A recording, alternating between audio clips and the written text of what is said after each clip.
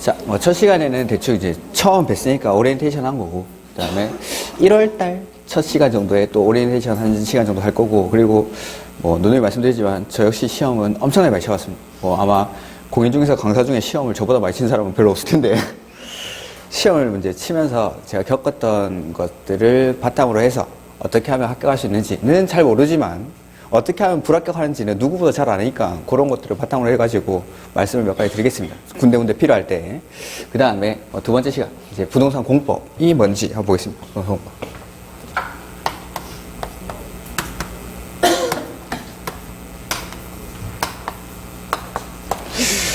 뭐 여러 가지 이제 검색을 해보신 분들이나 뭐 이런 분들은 들어보셨을 텐데, 뭐 부동산 공법 6가지 과목 중에 가장 어렵다는 과목, 가장 어렵다는 과목. 뭐 이 부동산 공법이 어려운 이유는 첫 번째, 아까도 말씀드렸지만 부동산 공법뿐만 아니라 뭐 학개론 빼고는 다 법과목이죠. 용어의 생소함. 이게 가장 큽니다. 이게 그러니까 내가 항상 듣던 말을 들으면은 그냥 귀에 쏙쏙 와서 들리는데, 안 듣던 말을 이 책을 딱 펴보시면은 어디지? 149페이지나 펴도 상관없는데 첫 페이지만 봐도 광역도시계획, 도시군계획, 도시군기본계획, 수립, 승인, 전혀 태어나서 들어본 적이 없는 그런 말들이 막 첫 페이지부터 나오죠. 안 들어옵니다. 기계. 그래서 이 용어의 생소함을 첫 번째로 해결을 해야 됩니다. 첫 번째로. 두 번째, 양이 어마어마하게 많습니다. 양이. 뭐 민법도 양이 많지만은, 민법 학개론도 양이 많지만 그것들보다 뭐 절대적인 양으로 따지면은 그런 것들이 많을 수도 있는데, 판례까지 합하면 법 조문상으로는 공법이 가장 많습니다. 그리고 저도 이제 법대를 나왔지만은 부동산 공법이라는 법은 처음 들어봤어요. 배운 적도 없고. 이제 학교 다닐 때 전공 필수 과목은 아니고 전공 선택 과목에 토지공법이라는 과목이 있긴 있었는데, 그런 데서, 그러니까 법대를 나와도 배우는 법이 아닙니다. 배우는 법이 아니고, 그러다 보니까 처음에 이 부동산 공법이라는 법을 접했을 때 이런 법이 우리나라에 있는 줄 알았습니다. 그건 아니고, 부동산 공법은 그냥 시험을 치르기 위해서 만든 과목 이름이 부동산 공법이고, 이 부동산 공법 안에는 6개의 법이 있습니다. 6개의 법이. 국계법, 뭐 개발법, 정비법 이런 것들이 있는데 그거는 좀 이따가 말씀을 드릴 겁니다. 이렇게 6개의 법이 있습니다. 부동산 공법 안에. 그러다 보니까는 양이 엄청나게 많습니다. 이 엄청난 양을 공부를 하려면은 1년 가지고는 좀 모자랍니다. 1년 가지고. 좀이 아니라 많이 모자랍니다. 그런데 우리 시험은 60점을 합격하면 돼. 60점을 받으면 되니까. 60점을 받으면 되니까 이 양을 줄여드릴 겁니다. 용어의 생소함은 제가 또 해결을 해드리고, 각 용어들, 뭐 광역도시계획이든 도시군계획이든 도시군기본계획이든 관리계획이든 그 뒤에 나오면은 뭐 지구단위 계획, 용도지역, 지구구역 이런 수많은 단어들이 나오는데, 그런 것들을 하나하나 풀어서 다 설명드릴 겁니다. 처음에. 그 뭐 가끔 보면 또 인문 강의 들을 필요 없다라고 하시는 분들이 이게 왜 필요하냐라고 하는데, 그건 절대 아닙니다. 그거는 이 용어의 생소함을 해결할 수 있는 게 이 인문 강의 내지는 1, 2월 강의입니다. 이 강의. 광역도시계획 이런 거 다 전혀 들어본 적이 없는 단어들이 첫 페이지부터 나오는데, 이런 것들을 11월, 12월 달에 해결하지 않으면은 1, 2월 달에는 이제 바로 진도에 들어갈 텐데, 그때는 내용이 안 들어옵니다. 무슨 말인지 모르니까. 그래서 이 용어의 생소함을 11월, 12월 달에 정리를 할 겁니다. 그 다음에 이 입문 과정이 필요한 이유는, 우리가 운동선수들도 뭐 경기 시간이 2시면은 2시에 딱 맞춰가지고 와가지고 바로 유니폼 갈아입고 운동하는 게 아니라 미리 도착해가지고 몸을 풀다가 경기를 하죠. 그러다 보니까는 몸 푸는 과정이라고 생각하시면 됩니다. 이렇게 학창시절 빼고 한 10년, 짧은 분들은 한 10년? 긴 분들은 20, 30년 정도 이렇게 오랜 시간 동안 책상에 앉아본 적이 없을 겁니다. 그러다 보면은 앉아있는 것 자체가 힘들어요. 앉아있는 것 자체가. 수업 내용은 차치하고라도 앉아있는 게 너무 힘듭니다. 재밌는 영화를 2시간 봐도 너무 힘든데, 이 재미도 없는 공법을 4시간, 3시간, 뭐 입문과정 때는 3시간 수업을 할 거고, 뭐 1, 2월 달부터는 4시간 수업을 합니다.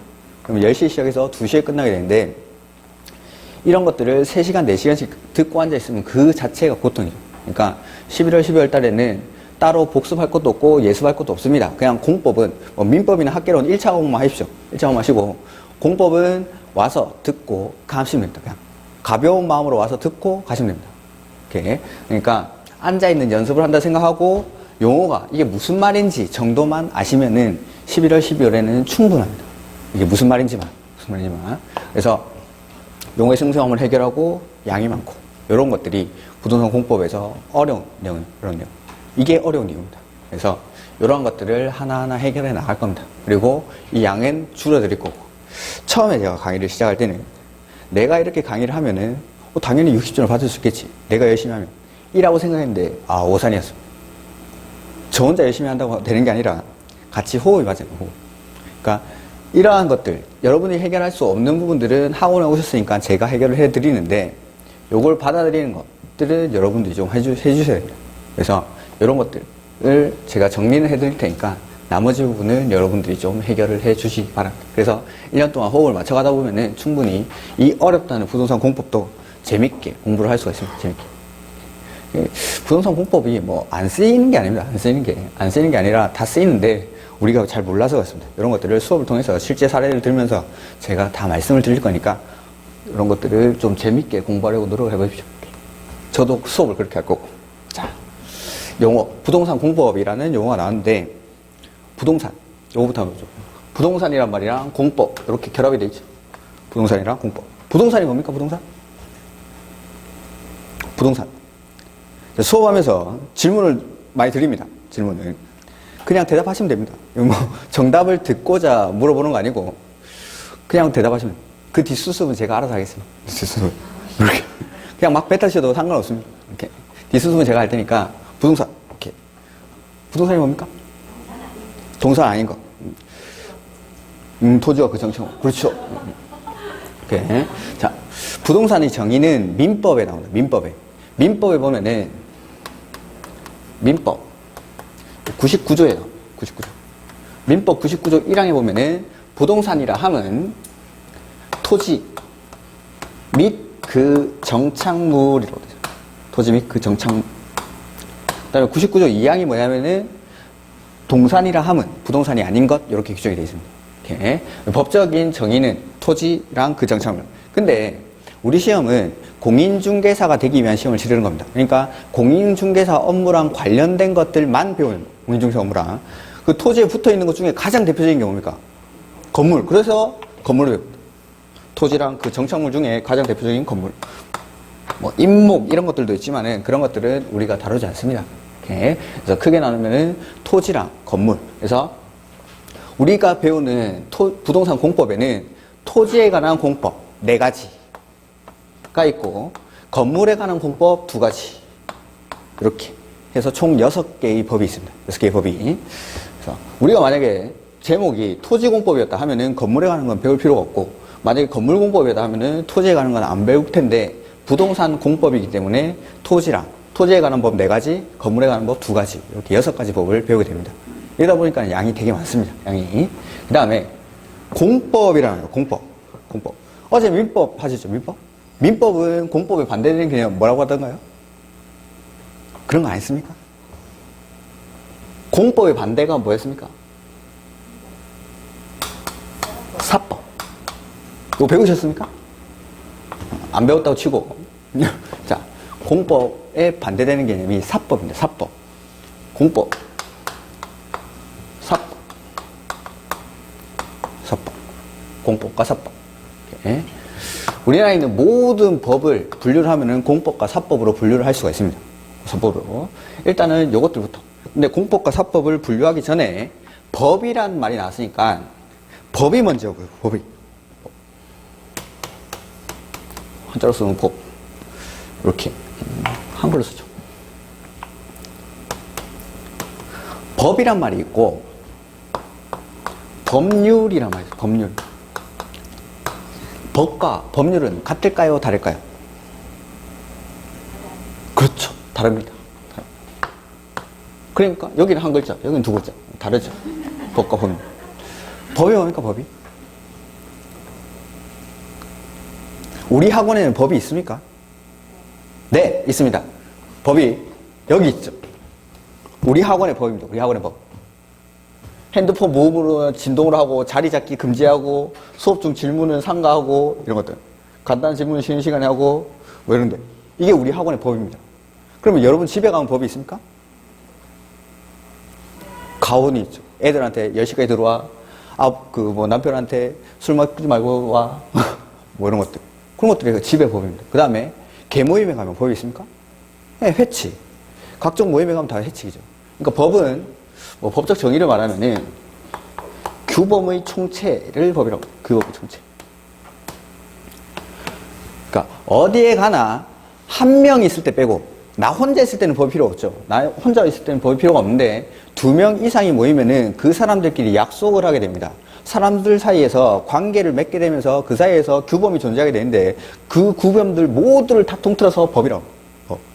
그럼 법률이 뭐냐라는 건데, 자, 이 규범들 중에서 우리나라에 있는 법 중에서 최상위법이 뭡니까? 최상위법. 헌법, 그렇죠. 헌법 다음이 요 법률입니다. 법률. 그 다음에 법률 밑에가 명령이라는 게 명령. 그 다음에 조례라는 게 있어요. 조례. 그 다음에 규칙. 우리나라 법의 체계입니다. 이게. 중학교 2학년 사회 교과서에 보면 이게 나오는데 헌법, 법률, 명령, 조례, 규칙. 자, 헌법이 가장 쓸데없습니다. 필기하지 말고 11월 12월 달에 그냥 편하게 들으시면 됩니다. 이 책 버릴 겁니다. 버릴 거. 이거 가지고는 시험에 절대 합격을 못 합니다. 이 책은 뭐 버리기 아까우시면은 책꽂이에 꽂아놨다가 책상에 엎드려서 주무시다가 보면은 이제 주무실 때 보통 높이가 안 맞으니까 두꺼운 책을 깔게 됩니다. 민법이나 공법 이런 것들 일단 깔죠. 근데 높이가 미세하게 안 맞을 때 요걸 딱 깔면 정확하게 맞아요. 되고 그때 딱 까시면 돼요. 그때 쓰면 되는 거지. 이거 뭐 줄치고 할 거 없습니다. 1, 2월 달에 이제 기본서가 나오면은 거기 뭐 여러분들이 글을 못 읽으시니까 제가 글 다 읽어드리고 밑줄 쳐드리고 동그라미 해드리고 박스도 해드리고 다 해드릴 겁니다. 그러니까 그냥 이 입문서는 그냥 편하게 들으시면 편하게. 자, 헌법, 법률, 명령, 조례, 규칙 이런 게 법의 체계인데 헌법이 최상위법이라고 하는데 헌법은 왜 최상위법입니까? 왜? 헌법을 누가 만듭니까? 국민. 그렇죠.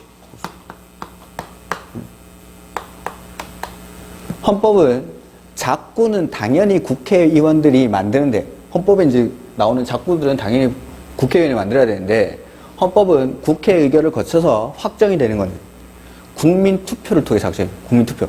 헌법이 개정된 지가 30년이 지나다 보니까는 뭐 헌법을 바꿔본 적이 거의 너무 오래되다 보니까 이런 것들이 잘 모르는데 국민 투표를 통해서 확정을 합니다. 국민 투표를 통해서. 그래서 우리나라 최고 권력자가 누굽니까? 국민이죠. 대통령 이런 분은 위험하신 분입니다. 그거 잘못된 사상을 갖고 있는 대통령 아닙니다. 국민. 국민이 모든 주권은 국민으로부터 나오죠. 국민. 그러니까 최고 권력자인 국민이 만드는 법이기 때문에 헌법이 최상위법입니다. 최상위법. 그 다음에 법률. 법률 이거 어디서 만듭니까? 국회에서. 그래서 국회를 다른 말로 뭐라 부릅니까? 입법부라고 해요. 입법부. 법을 세운다라고 해서 입법부라고 부르죠. 입법부. 법을 세우는 거. 그러니까 이 법률을 만드는 거. 입법을 하는 게 국회의 가장 첫 번째 역할입니다. 그렇죠. 그 다음에 명령이라는 게 나오는데 이 명령은 다시 뭐 2가지 정도로 우리가 배우는 범위 안에서는 2가지 정도로 나눌 수가 있는데 첫 번째는 대통령령이라는 거. 그 다음에 부령이라는 게 있어요. 부령. 모든 우리나라의 규정을 법률로 규정하기에는 무리가 있습니다. 법률을 바꾸고 제정하고 하는 게 쉽습니까? 어렵습니까? 어렵죠. 국회가 일을 안 하는데 국회가 일을 안 하면은 이게 법률이 국회에서 계류된 상태로 몇 년이 흘러가고 있어요. 몇 년이. 그러면은 모든 사항을 자세하게 법률에다가 규정을 할 수 없으니까 일부 세부적인 사항, 실무적인 사항이라든지 개정이 잦은 사항들은 하위 법률에 위임을 합니다. 그래서 뭐 대통령령, 부령, 명령에다가 위임을 해놓는 거죠. 자, 대통령이 발하는 명령을 대통령령이라고 하고 각부 장관들, 우리 공법에서는 뭐 대부분이 국토교통부 장관이 나옵니다. 국토교통부 장관이. 그 국토교통부 장관, 뭐 국방부 장관, 행안부 장관 뭐 이런 사람들이 발하는 거. 이걸 부령이라고 합니다. 자, 그 다음에 대통령령을 다른 말로 시행령이라고 합니다. 시행령. 시행령. 그 다음에 부령은 시행규칙이라고. 시행규칙. 요 용어들은 조금 아셔야 돼요. 그러니까 책을 보다가 시행령 이렇게 나오면 이게 대통령이 발하는 명령입니다. 그 다음에 부령은 각부 장관이 발하는 거. 시행규칙이라고 책에는 나와 있습니다. 시행규칙이라고. 그 다음에 조례. 이거 어디서 만듭니까? 지자체. 지자체. 의회에서 만든 거. 지자체 의회에서. 지자체 의회에서. 그 다음에 규칙은 지자체 장이 만든 거. 지자체 장이. 이렇게. 이게 우리나라 법칙입니다. 그러면은 우리 시험은 부동산 공법률을 배웁니까? 부동산 공법을 배웁니까? 공법이죠. 시험 범위는 여기서부터 여기까지. 양이 많죠. 그래서 어렵습니다. 근데 천만다행으로 우리는 대구시 공인중개사 데려가는 겁니까? 대한민국 공인중개사 데려가는 겁니까? 전국 단위 시험이죠. 여기까지. 요 밑으로는 각 지자체마다 달라지기 때문에 시험에 낼 수가 없습니다. 근데 올해 시험에 나왔죠. 이게 조례가 나왔죠. 틀리라고 낼 문제였습니다. 조례가 정확하게 나온 건 아니고 조례로 정하는 사항을 문제를 냈는데 이런 것들은 뭐 거의 틀리라고. 올해 시험을 아까 뭐 말씀드리라 말았는데 올해 시험 같은 경우에는 어려웠던 이유가 엄청나게 했어요. 엄청나게. 보통 출제 경향은 법률에서 한 80%, 그 다음에 대통령령에서 15% 정도, 그 다음에 시행규칙에서 5% 정도를 출제를 합니다. 그러니까 우리가 받는 700페이지의 기본세 보면은 대부분의 법률은 적혀 있습니다. 책에. 그리고 대통령령 중에서도 시험에 자주 출제되는 부분들은 거의 기재가 돼 있는데 이 규칙 같은 것들은 없는 경우도 많습니다. 그리고 이런 것들을 이 5%가 이게 바로 틀리라고 되는 거예요. 근데 올해 시험이 어려웠던 이유는 아까 30, 40, 30인데 실제 시험에서는 20, 50 이렇게 많이 냅니다. 20, 50. 근데 올해 시험에서는 이 30%를 정확하게 30%를 지켜냈습니다. 그리고 이 30%가 거의 본 적도 없는 시행규칙, 시행령에서 나오다 보니까는 손도 못 대는 거예요. 실제 시험에서 이런 게 나옵니까? 나왔다고 했죠. 배운 적이 없는 게 나옵니다. 그래도 괜찮습니다. 우리는 60점 구하는 거니까. 아까 말했죠. 이거는 안 봐도 되는 거라고. 뭐 이런 거. 그러니까 요게 이제 30%를 정확하게 지켜서 한 10문제 정도가 거의 뭐 수업을 안 하는 부분에서 출제를 했습니다. 올해 시험에서. 그러다 보니까는 시험장에서 상당히 당황을 했을 텐데 반면에 고득점 한 사람이 많은 이유는 쉬운 문제는 너무 쉬웠습니다. 올해 시험은. 그냥 보면 답이 톡톡 보이는 그런 것들. 뭐 건축법이라든지 이런 데서 단순 암기사항들 시험을 많이 냈습니다. 다른 것들도 올해 뭐 용도 지구가 뭔지 이런 것들을 냈는데 그런 것들은 제가 이제 수업 들어가서 말씀을 드릴 건데 아주 쉬운 것들이 많이 나왔습니다. 그래서 생각보다 고득점 한 사람도 꽤 많습니다. 꽤. 그래서 우리 시험 범위는 여기 법률에서 한 80%, 대통령에서 15%, 부령에서 5% 정도를 출제를 합니다. 우리가 집중해야 될 거는 당연히 이 법률 이렇게 이게 이제 법입니다. 그래서 법은 규범의 총체를 법이라고 하는데 이 법률이라는 거는 국회에서 만든 이 법률이라고 하죠. 법률. 그러니까 이런 것들이 이제 시험 범위가 되고, 그 다음에 법을 설명을 드렸으니까 이제 공법이랑 사법을 한번 비교를 해보겠습니다. 아까도 말씀드렸는데 사람이 딱 한 명 있으면은 법이 필요합니까? 필요 없습니까? 이 세상에 아담 혼자 살면은 지 혼자 뭔 짓을 하든 상관이 없어요. 근데 아담과 이브가 생기면서 법이 만들어지는 거예요. 법이. 아담 혼자 있으면 상관이 없어요. 갑이라는 사람 혼자 있으면은 지가 뭔 짓을 하든 상관이 없죠. 근데 각각 을이 결혼을 하면서 문제가 발생하죠. 이제 갑이 남편이고 뭐 을이 여자라고, 이건 뭐 남녀 평등 이걸 떠나서 그냥 쉽게 예를 들은 건데, 갑, 네가 돈을 벌어. 1조. 그 다음에 을, 니는 그럼 밥을 해라. 2조. 근데 밥을 이제 차리는데, 딱 밥만 주는 거다. 아침에 밥만. 그래서 3조를 만듭니다. 밥이라 하면, 밥과 국, 그리고 채소, 반찬 3가지를 말한다. 라고 규정을 하죠. 그래서 이제 다음날 되니까 이제 밥을 먹습니다. 근데, 아침에 8시에 출근을 해야 되는데 밥을 9시에 줍니다. 밥을 못 먹고 나가죠. 다시 4조를 만듭니다. 밥은 아침은 7시, 점심은 뭐 12시, 저녁은 또 7시 뭐 이렇게 준다. 뭐 이렇게. 그러니까 사회가 복잡해지면 복잡해질수록 법도 계속 복잡해지는 거예요. 이렇게. 그러니까 사람과 사람이 관계를 맺는 사이에서 법이 필요한 거예요. 그러면은 공법과 사법을 구분하는 기준은 이 사람 사이에 각각의 관계를 가지고 구분합니다. 각각의 관계를 가지고. 자, 공법은 공법 말고 사법부터 먼저 하면은 사법은 사인과 사인 간의 관계를 기울합니다. 사인과 사인 간의 관계. 예를 한번 들어보죠. 갑이 을에게 돈을 빌립니다. 이 돈 빌리는 거를 민법에서는 금전, 소비대차 계약 이렇게 합니다. 금전, 소비대차. 법적 용어로는. 그러면은 이 갑은 변제기가 도래하면은 을에게 변제를 해야겠죠. 이렇게.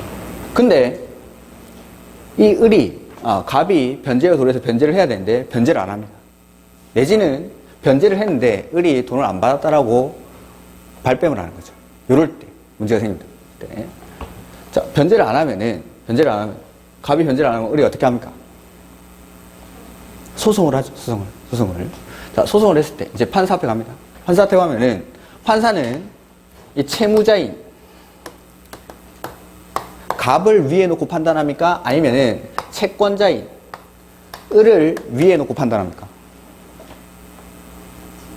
채권자, 채무자, 각각 을이 판사 앞에 딱 왔습니다. 그러면은 갑을 위에 놓고, 갑을 우월한 지위에 놓고 판단을 해줍니까? 아니면 을을 위에 놓고, 을을 우월한 지위에 놓고 판단합니까? 그렇죠. 동등하죠. 채권자, 채무자, 이 사람들이 누군지는 신경을 쓰지 않습니다. 판사는. 대신에 이 사람들이 제시하는 증거를 가지고 증거만 보고 판단합니다. 이 사람들이 딱 동일한 위치에 두고 평등, 대등한 관계에 두고 이 사람들이 제시하는 증거만 가지고 이 사건을 판단하는 거죠. 이렇게. 그래서 이 사법에서 사인과 사인의 관계는 평등, 대등한 관계입니다. 평등, 대등한 관계. 대표적인 게 민법, 상법 같은 것들. 민법에서 채권자, 채무자, 아니면은 뭐 저당권자, 저당권 설정자, 이런 사람들은 대등한 관계를 가지고, 대등한 관계. 요런 것들이 사법. 근데 공법은 국가나 지자체와 일반 국민과의 관계를 기울합니다. 일반 국민과.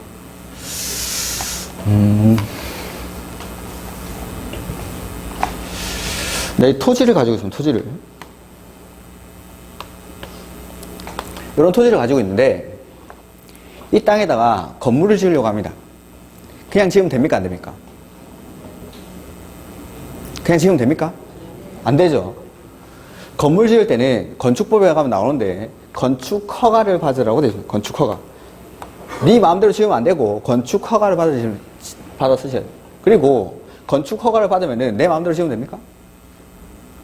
여기가 만약에 뭐 우리 시내다 요 옆에 있는 땅, 우리 학원 바로 옆에 있는 땅을 내가 소유하고 있습니다. 여기다 공장 지으면 됩니까? 안 됩니까? 안 되겠죠? 안 되겠죠?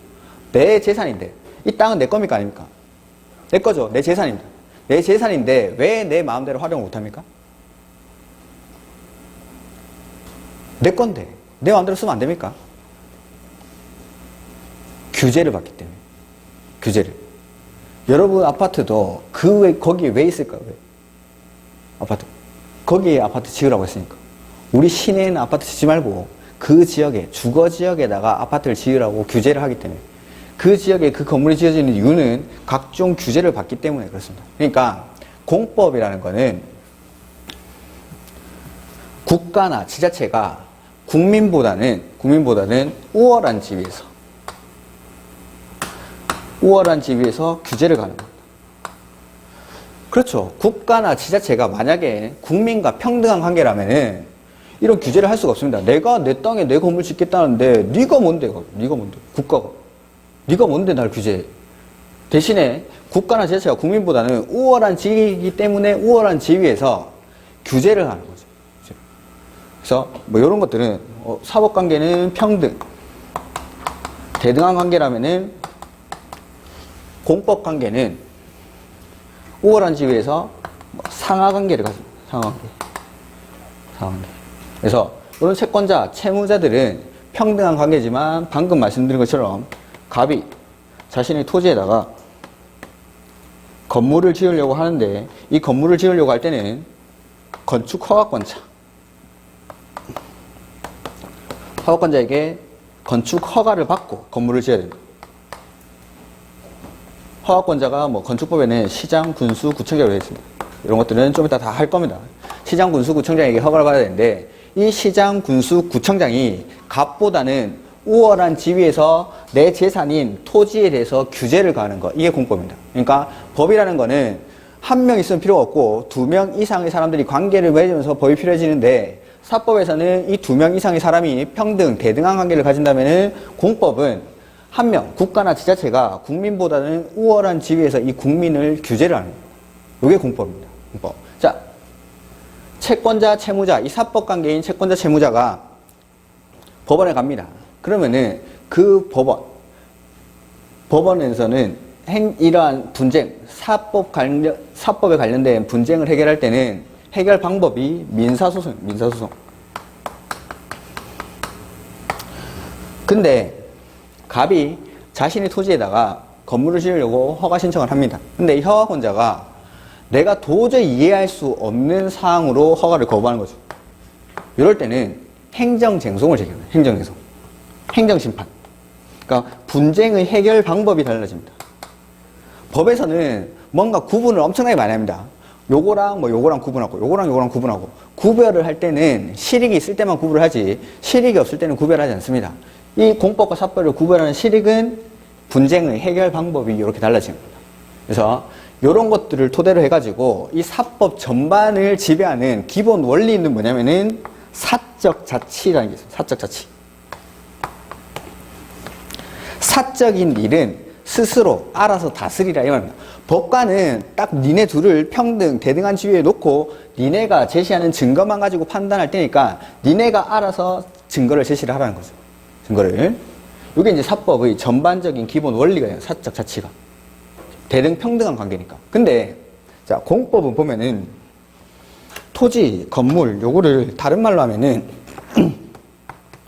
토지랑 건물을 다른 말로 하면 이게 이제 재산권이에요. 재산권.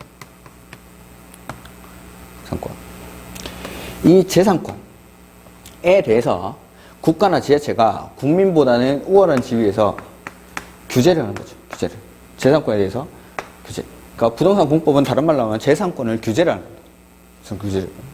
자, 그러면은 재산권을 규제를 하는데 이쪽에 써보면은 우리 공법에서 가끔 나오는 건 뭐예요? 이거는 시험에 나오는 건 아닙니다. 헌법 23조에 보면은 이게 이제 재산권에 관한 규정입니다. 우리 헌법에 보면은 뭐 주권이라든지 대한민국 영토 규정, 뭐 국민이 될 수 있는 자격 같은 것들이 다 규정이 되어 있고 10조 이하에는 국민들이 누릴 수 있는 각종 기본권이 나옵니다. 10조에 행복추구권, 11조에 뭐 평등권 이런 것들, 12조에 신체의 자유 이런 것들이 쭉 나오는데 그 다음에 23조에 나오는 게 바로 재산권입니다. 23조 1항이 뭐냐면은 국민의 재산권 행사의 자유는 보장된다. 그 내용과 한계는 법률로 정한다. 라고 보십니다. 그러니까 원칙적으로 내 재산권을 행사하는 건 원칙 자유입니다. 자유.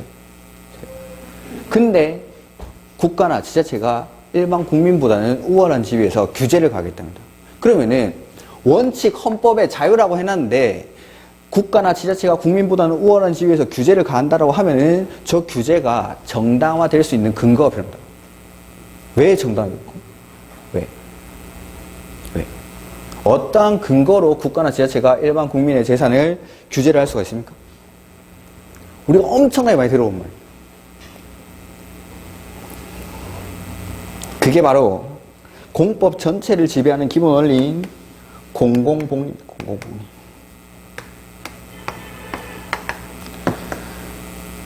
공공복리.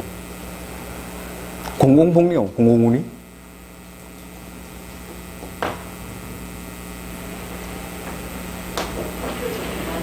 네? 네? 니도 좋고 나도 좋고는 좀 그렇고 뭐 그것도 맞을 수도 있는데 누군가는 희생을 합니다. 공공복리는. 필요에 의해서 희생을 하는 거죠. 희생하는 사람이 있는데 희생되는 권리보다는 얻어지는 이익이 훨씬 큰 겁니다. 최대 다수의 최대 행복으로 말을 벤담이라는 말을 했었죠. 벤담이라는 사람이. 그러니까 희생되는 사람. 여기 볼까요? 갑은 내 땅에다가 공장을 너무 짓고 싶습니다. 근데 이 용도 지역이 상업 지역이라서 공장을 지을 수가 없다랍니다.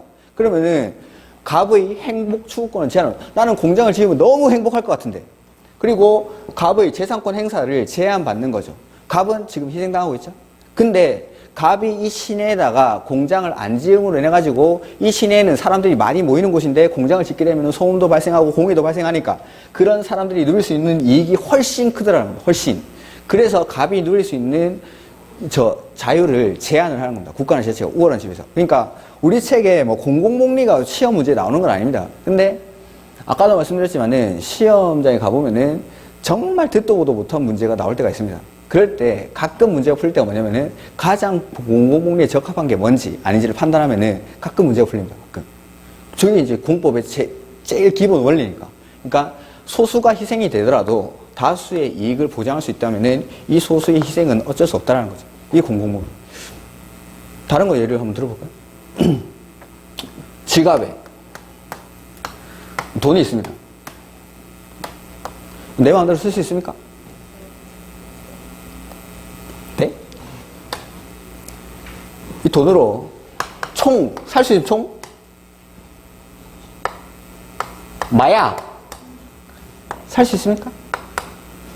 처벌받죠. 제한을 하죠. 총을 뭐 소지하려고 할 때는 뭐 허가받아야 되고, 그 다음에 마약은 아예 취득을 금지하고, 대마초 이런 것도 마찬가지. 근데 미국의 어떤 주에 가면은 대마초가 합법화되어 있습니다. 왜 그렇습니까? 왜? 미국 그 주에서의 공공복리랑 우리나라에서의 공공복리는 다른 겁니다. 공공복리가 다르니까. 70년대 머리 기르면 잡아가죠. 미니스커트 입으면 잡아가죠. 그때의 공공복리.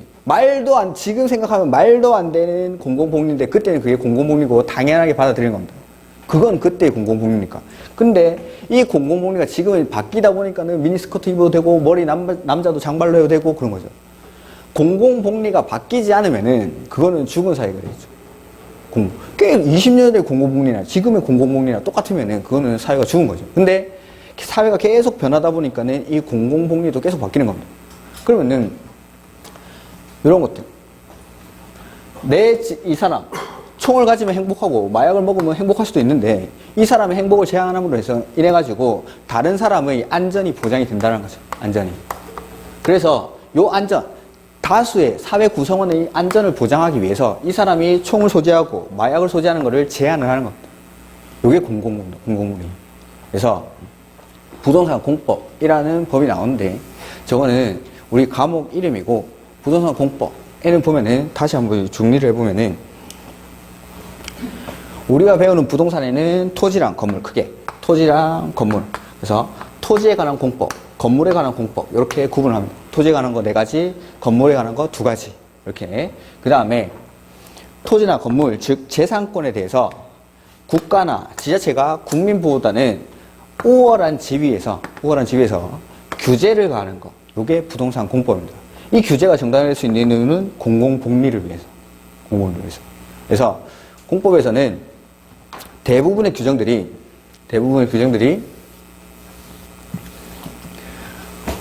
뭐뭐 하라고 하겠습니까? 하지 말라고 하겠습니까? 뭐뭐 하지 마. 내지는 뭐뭐를 할 때 허가 내지는 신고 내지는 뭐 승인 인가 등을 받으라고 합니다. 아까 공법이 어려운 이유 첫 번째가 용어의 생소함. 2번째는 양이 많다. 3번째가 바로 규제법. 공법은 규제법입니다. 이 규제법의 성격을 가장 잘 알 수 있는 법이 바로 공법의 가장 대표적인 법이 형법입니다. 형법 뭔지 아시죠? 형법 250조 사람을 살해한 자는 사형, 무기 또는 5년 이상의 징역을 처한다. 이런 것들. 사람을 죽이면은 지도 죽는답니다. 사람이 사람을 죽이면 됩니까? 만약에 이 형법이 국가나 지자체가 사인과 일반 국민과 평등한 관계인데 네가 사람을 죽였다라고 해서 사람을 죽이면은 그건 거의 고조선시대죠. 일책 12배법 뭐 이런 거. 일책 12법 뭐 이런 거. 사람을 죽인 자는 사람을 죽이고 재산을 뺏어오면은 그 사람의 가족을 데리고 와버리고 이런 것들. 아주 고대사회. 그런 데서나 가능한 일이지 지금은 그럴 수가 없죠. 그럴 수가. 다만 이 형법 같은 경우 사람을 죽이면은 그 사람도 처벌을 하겠답니다. 규제를 하겠답니다. 왜? 국가나 지자체가 일반 국민보다는 우월한 집이니까. 그래서 그 사람을 규제를 하는 거죠. 그러니까 공법책을 딱 펴보면은 대부분의 규정들이 하지마, 뭐뭐 할 때 뭐 받아, 뭐 받아, 뭐 받아, 누구한테 뭐 받아, 다 이런 겁니다. 90% 이상. 근데 일부, 그러니까 공법이라는 거는 아까도 말씀드렸지만은 국가나 지자체가 일반 국민보다는 우월한 집에서 하향식으로 이렇게 규제를 하는 겁니다. 90% 이상. 대부분의 규정들이. 다 이렇게 써요. 뭐 하지마, 뭐 할 때 뭐 허가받아, 신고해, 승인받아, 인가받아 이렇게 돼 있는데 일부 일반 국민들이 국가에게 뭔가 요구하거나 제안하는 게 있습니다. 이렇게 화살표가 바뀌는 게 있습니다. 바뀌는 게. 대부분이 이건데 일부 이런 규정들이 있습니다. 이게 시험에 나올까요? 이게 시험에 나올까요? 1번, 2번. 예외적인 시험에 나오죠. 그리고 우리 시험은 뭐 대구시 도시정책과 과장님이 출제하는 게 아니라 대학교 교수님들이 출제합니다. 대학교 교수님들은 요거 규제를 어떻게 할까라는 규제보다 이걸 연구하기보다는 일반 국민의 권익 보호를 위해서 항상 연구하시는 겁니다. 그러면은 이런 것들이 출제의 포인트가 몇 개 안 되고 아주 예외적인 거니까 대부분이 하지마 이렇게 돼 있는데 일부 국민이 이렇게 국가한테 제안할 수 있는 것들 이런 것들은 아주 예외적인 것들이기 때문에 시험에 항상 출제가 돼요. 항상.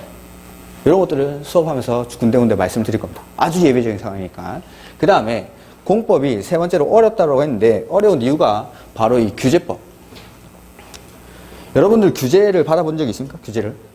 공법적 규제를 받아본 적이 있습니까? 건물 지어보신 분? 가끔 있는데 있으면 친하게 지내려 했는데 건물을 지어보신 분들이 건축법을 배우는 거랑 건물을 한 번도 안 지어본 분들이 책으로 건축법을 배우는 거랑은 천지차이겠죠. 천지. 내가 실제로 해본 내가 건물을 짓기 위해서 토지를 매입하고 건축 허가 신청서를 써가지고 허가권자한테 제출하고 근데 거기서 뭐 이거 요건이 빠졌으니까 이거 채워서 해가지고 수정해가지고 제출하고 그래서 드디어 건축 허가를 받아가지고 건축물을 짓고 나중에 사용검사까지 받고 이런 절차를 거쳤으면은 그분들은 건축법을 하는데 훨씬 더 효과적일 겁니다. 그리고 눈에는 보이지 않지만 우리는 항상 규제를 받고 있습니다. 내가 토지를 가지고 있는데 내 토지를 아까 마음대로 활용할 수 있는 이유는 공법적 규제를 받고 있기 때문에. 근데 그게 직접적으로 내 눈에 보이지 않고 내 피부에 와닿지 않는 거죠. 근데 만약에 자, 나 여기 토지를 가지고 있는데 집안에 선산이었습니다. 선산. 집안에 선산이었고 여기가 원래 뭐 그냥 개발도 되고 산인데 아직 뭐 개발하기 좀 그래가지고 방치를 하고 있었는데 갑자기 여기다가 그린벨트를 지정한다. 우리가 흔히 부르는 그린벨트 공법에서는 뭐라 부르냐면 개발 제한구역이라고 부릅니다. 개발 제한구역. 개발 제한구역이 지정되면은 좋습니까? 안 좋습니까? 안 좋죠. 안 좋죠. 폭탄이 떨어져요. 폭탄이. 땅값이 뭐 산이라서 원래 낮았겠지만 개발 가능성 자체가 아직 닫혀버리니까 완전히 낮아지는 거죠. 이런 것들을 겪어보면은 아 내가 공법적 규제를 받고 있구나라는 거를 알 수가 있는데 이런 것들을 겪어본 사람이 거의 없다 보니까 그래서 가끔씩 공법을 잘 하시는 분들이 있습니다. 그런 분들은 공무원 출신 분. 제가 실제로 해봤으니까. 내가 규제를 해봤으니까. 각종 행정계획들을 만들어가지고 규제를 하고 이런 것들을 해봤기 때문에 이런 분들은 공법을 조금 잘하죠.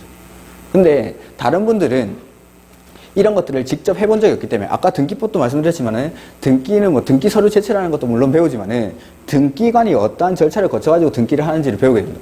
해본 적이 없는 거를 글로 배우니까 너무 어렵죠. 공법도 마찬가지. 광역도시계획, 도시군기본계획, 도시군관리계획, 지구단위 계획구역을 지정하고 지구단위 계획을 수립하고 이런 것들을 해야 되는데 해본 적이 없는 거예요. 해본 적이. 실제 일반 국민들은 거의 대부분이 해본 적이 없는데 이 해본 적이 없는 걸 바로 책으로 글로 배우니까는 너무 어렵죠. 너무. 실제로 해보면 별로 안 어려운데 실제로 한 번이라도 해보면. 그래서 이 공법은 배워도 뭔가 이렇게 뜬구름 잡는 느낌? 막 배우면은 그대로 스르르 흘러나가는 그런 공허함이다 좀 과목. 안 해봤으니까 눈에 잡히는 게 없습니다. 보이지도 않고 실제로 이제 알고 밖에 나가보면은 다 공법적 규제를 받는 건데 내가 실제로 해본 적이 없는 것들을 글로 배우다 보니까 어려운 겁니다. 그래서 이런 규제법이기 때문에 부동산 공법이 어렵습니다. 그래서 아까 서두에 말씀드렸는데 첫 번째 용어의 생소함은 제가 수업 과정에서 지금 부동산 공법을 풀어서 설명을 했듯이 하나하나 용어들을 다 풀어서 씁니다. 우리 이제 법에 나오는 용어들은 한자어입니다. 한자어. 한자어의 가장 장점은 그 안에 함축적인 의미를 다 담고 있다는 거죠. 그래서 용어를 풀이하다 보면은 그게 어떠한 제도인지를 알 수가 있고, 그 다음에 수업을 하면서 이 공법에 나오는 제도들은 이 제도가 필요한 이유가 있습니다. 아까도 법에 대해서 아담과 이브를 예를 들어서 설명을 드렸는데, 법이 필요한 이유는 이 법이 없을 때 문제가 발생합니다. 이 문제를 해결하기 위해서 법을 만들죠. 그리고 사회가 복잡 다양해지면은 문제가 점점 증가하는 겁니다. 그러면은 법도 늘어나는 거죠. 그러니까 이 법이 존재하지 않을 때 어떤 문제가 발생하고 그 문제를 해결하기 위해서 법을 만들어냅니다. 그러다 보니까는 공법에 나오는 모든 제도들이 다 탄생하는 배경이 있습니다. 배경이. 이런 것들은 제가 현대사랑 연관을 시켜가지고 왜 이러한 것들, 그때의 경제적 상황이라든지 시대적 상황, 이런 배경 설명을 다 해드리면서 이 제도들이 왜 탄생하는지를 말씀드릴 겁니다. 학원 홈페이지에 보셨는지 모르겠지만은 시험이 계속 이렇게 좀 너무 지엽적인 부분에서 많이 나오고 있습니다. 단순 암기만 해가지고는 풀 수 있는 문제가 점점 줄어들고, 예전에는 그냥 두 문제 따가지고 외워가지고 문제 풀면 다 풀어지는데, 이제 그렇게 풀면 안 됩니다, 문제를. 올해 시험에는 쉬운 문제들이 그렇게 많이 나왔었는데, 이제는 암기가 아니라 이해를 하셔야 됩니다. 그리고 시험을 치기 위해서는 어쨌든 마지막에 암기를 하긴 해야 되는데, 그 암기가 이해가 바탕이 안 돼 있고 이 제도가 무슨 의미를 가지고 왜 태어났는지 이런 것들을 모르고 그냥 숫자만 30일, 60일, 1개월 이런 거 외워버리면은 그냥 다 날라갑니다. 기억이 안 남아요, 기억. 그러니까 제도들이 왜 탄생했는지, 이런 용어들이 어떻게 만들어졌는지, 이 용어가 어떤 의미를 가지는지는 제가 말씀을 드릴 거고, 그 다음에 아까도 말씀드렸지만 토지에 관한 공법 4가지, 건물에 관한 공법 2가지가 있는데 이것들 양이 너무 많습니다. 이 양도 제가 점점 줄여드릴 겁니다. 요까지만 하시고, 요거 밑줄 끊지 마시고 X 붙이시고 이런 것들은 좀 보십시오 라고 다 기본서에다가 체크를 해드릴 겁니다. 그 다음에 세 번째, 규제법이기 때문에 딱딱합니다. 법이 딱딱한데 최대한 규제를 받아본 적이 없기 때문에 마치 내가 규제를 받고 있는 것처럼 여러분들이 이렇게 감정이입을 해가지고 설명하겠습니다. 감정을 해가지고 내가 마치 규제를 받는 듯한 그런 느낌을 가지도록. 그래서 이게 딱딱하고 어려운 법이지만은 최대한 여러분들이 재밌게 배울 수 있도록 제가 수업 시간에 각종 사례들이라든지 이런 것들을 설명을 드려가지고 말씀 한번 드려보겠습니다. 이렇게. 자, 그래서 이번 시간에는 부동산 공법에 대해서 말씀드려요. 부동산 공법. 마지막으로 한번 보면은 요 책에, 요 칠판에 써놓은 대로 그대로 읽으면 되는 겁니다. 부동산 공법은. 부동산 공법이라는 법이 있는 건 아니고, 부동산 공법은 우리 시험 과목입니다. 과목이고, 이 부동산 공법 안에는 6가지의 법이 있는데, 크게 나눠서 토지에 관한 법 4가지, 건물에 관한 법 2가지. 그래서 토지나 건물, 즉 재산권에 대해서 국가나 지자체가 일반 국민보다는 우월한 지위에서 규제를 가하는데, 이 규제가 정당화될 수 있는 이유는 공공복리를 위해서. 그래서 아까 헌법 23조는 다음에 한번 설명을 드릴 건데, 저 2항 3항도 있습니다. 그런 것들에 보면은 이 규제를 정당화할 수 있는 근거가 나와 있습니다. 이렇게. 그래서 부동산 공법은 이렇게 용어를 정의를 하시면 되겠습니다. 그 다음에 여기 6가지 법이 있다고 했죠. 6가지 법이. 이 6가지의 법을 만드는데, 이 6가지 법은 그냥 막 골라내는 게 아닙니다. 부동산에 관한 법이 우리나라에 몇 개나 있을까요? 많습니다. 아무도 모릅니다. 한 130, 대략적으로 한 130여 가지 정도라고 하는데, 100개 이상이에요. 100개 이상. 모르죠. 아무도 정확하게 아는 사람은 없는데, 그것 중에서 6가지를 우리 시험 과목으로 빼내는 겁니다. 그러니까, 요 6과목을 빼낼 때 그냥 무작위로 빼내는 건 아니고, 당연히 어떠한 연관 관계가 있겠죠. 요런 것들을 10분 쉬었다가 6가지 과목의 가지는 관계를 설명을 드리겠습니다.